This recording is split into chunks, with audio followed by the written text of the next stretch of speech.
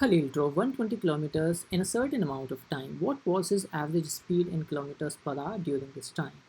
So, if we could calculate, if we could find out the time from the statement, we can calculate the speed as well. So that's what our objective will be. Let's look at the first statement.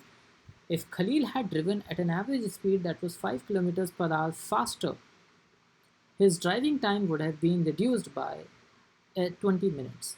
So let his speed was s. That means the time that he must have taken would be equal to 120 divided by s. But now the question says if he had driven at 5 kilometers faster, that means time dash, that is hypothetical scenario, if he had traveled 120 distance at speed which is s plus 5 kilometers faster than the usual speed, his driving time would have been reduced by 20 minutes. So this time would have been 20 minutes less than this. That means we can form an equation 120 divided by s is equal to 20 over 60, because here we are taking all the units in hours. So the speed will be actually in kilometers per hour, and this plus 120 divided by s plus 5. Now we have an equation, and the only unknown variable here is s. So we understand that this statement is clearly sufficient to answer the question. So B, C, and E options can straight away be eliminated.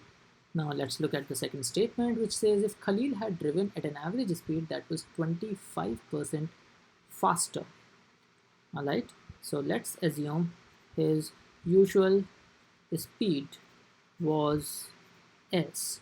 Then the time that he must have taken would be equal to 120 divided by s. And if now his speed is 25% faster, his driving time would have been reduced by 20%.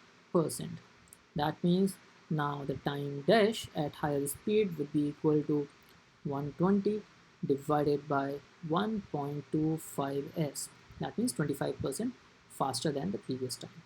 Now this new time would have been 20% less. That means this new time would have been only 80% of the previous time. So now the equation becomes 0.8 times the previous time should be equal to 120 divided by 1.25s.